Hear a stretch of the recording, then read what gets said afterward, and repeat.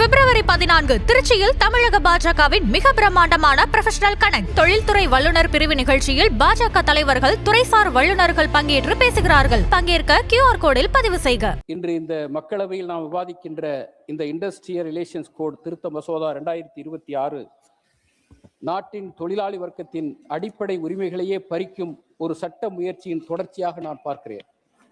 இதை மிகுந்த கவலையுடனும் கடும் எதிர்ப்புடனும் இந்திய கம்யூனிஸ்ட் கட்சியின் சார்பில் பதிவு செய்கிறேன். இந்த திருத்த மசோதாவில் அரசு காட்டும் சட்ட விளக்க தெளிவு குறித்த அக்கறை இன்றைய சமூக பொருளாதார சூழலில் முற்றிலும் தவறான முன்னுரிமையாக தெரிகிறது.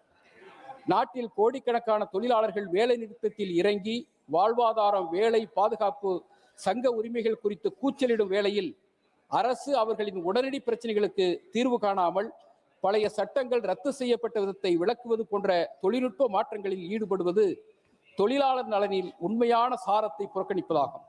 சட்ட தெளிவை விட உரிமை தெளிவுதான் இன்று அவசரம். இன்று நாட்டின் பல கோடி தொழிலாளர்கள் பொது வேலைநிறுத்தத்தில் ஈடுபட்டிருக்கின்றனர். அவர்கள் சும்மா வேலை நிறுத்தம் செய்யவில்லை. அவர்கள் கேட்பது மிக எளியதும் நியாயமானதும் தான். 4 தொழிலாளர் சட்டக்கோடுகளையும் ரத்து செய்ய வேண்டும் என்பதே. ஆனால் இந்த அரசாங்கம் தொழிலாளர் சங்கங்களின் உண்மையான கவலைகளை கேட்க தயங்குவதோடு மட்டுமில்லாமல் அவர்கள் போராட்டத்தையே பொருள்படுத்தாமல் மேலும் அவர்களிடமிருந்து கடின போராட்டங்களால் பெற்ற உரிமைகளை பறிக்கும் விதமாக இந்த திருத்த மசோதாவை கொண்டு வருகிறது.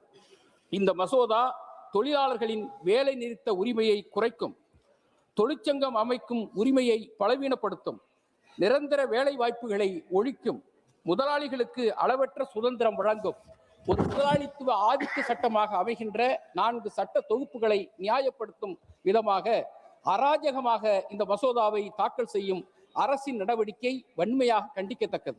இந்த நாட்டில் தொழிலாளர் உரிமைகள் ஒரு நாளில் கிடைத்தவை அல்ல. இவை தலைமுறையாக நடந்த போராட்டங்களின் பலன். 8 மணி நேர வேலை, குறைந்தபட்ச ஊதியம், பாதுகாப்பு விதிமுறைகள், தொழிற்சங்க உரிமைகள் இவை அனைத்தும் தொழிலாளர்களின் இரத்தமும் வியர்வையும் கலந்த வரலாற்று சாதனைகள். இன்று அந்த வரலாற்றையே இந்த மசோதா புறக்கணிக்கிறது. இன்று தெருக்களில் போராடும் தொழிலாளர்கள் எதிர்க்கட்சியினர் அல்ல. அவர்கள் இந்த நாட்டின் உற்பத்தி சக்தி. அவர்களை கேட்காத அரசு ஜனநாயகத்தின் சாரத்தையே புறக்கணிக்கிறது. ஜனநாயகம் என்பது வெறும் தேர்தல் வெற்றி அல்ல. மக்களின் குரலை கேட்பதே ஜனநாயகம். இந்த மசோதா கொண்டு வரப்படுவது தவறான நேரம் மட்டுமல்ல, தவறான நோக்கத்துடனும் கொண்டு வரப்படுகிறது. பொது வேலைநிறுத்தம் நடக்கும் நாளிலேயே தொழிலாளருக்கு எதிரான சட்டத்தை திணிக்க முயல்வது இந்த அரசின் அகங்காரத்தையும் தொழிலாளர் விரோத மனப்பான்மையும் வெளிப்படுத்துகிறது. எனவே இந்த ஐஆர்சி திருத்த மசோதாவை உடனடியாக வாபஸ் பெற வேண்டும். தொழிலாளர் சங்கங்களுடன் பரந்த ஆலோசனை நடத்த வேண்டும்.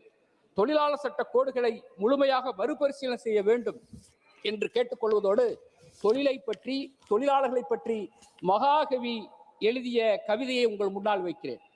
இரும்பை காய்ச்சி உருக்கிடுவீரே, எந்திரங்கள் வகுத்திடுவீரே, கரும்பை சாறு பிழிந்திடுவீரே, கடலில் மூழ்கி நான் முத்தெடுப்பீரே, அரும்பு வேர்வை உதிர்த்து புவிமேல் 1000 தொழில் செய்திடுவீரே, பெரும் புகழ் நுமக்கே இசைக்கின்றேன், பிரமதேவன் களையிங்கி நீரே, மண்ணெடுத்து குடங்கள் செய்வீரே, மரத்தை வெட்டி மன செய்குவீரே, உண்ண காய்கனி தந்திடுவீரே, உழுது நன்செயர் பயிரிடுவீரே, எண்ணெய் பால் நெய் குணந்திடுவீரே, இழையை நாட்டு நல்லாடை செய்விடுவீரே, விண்ணினன்றவை வானவர் காப்பார், மேவி பார்மிசை காப்பவர் நீரே, பாட்டும் செய்யலும் கோத்திடுவீரே, பரதநாட்டிய கூத்திடுவீரே, காட்டும் வைய பொருள்களின் உண்மை கண்டு சாத்திரம் சேர்த்திடுவீரே, நாட்டிலே அறம் கூட்டி வைப்பீரே, நாடும் இன்பங்கள் ஊட்டி வைப்பீரே, தேட்டமின்றி வெளியெதிர்காணும் தெய்வமாக விளங்குவீர் நீரே என்ற மகாகவி பாரதிக்கு எதிராக இந்த சட்ட திட்டத்தை கொண்டு வருகிறார்கள். இதை வன்மையாக எதிர்க்கிறேன். நன்றி, வணக்கம்.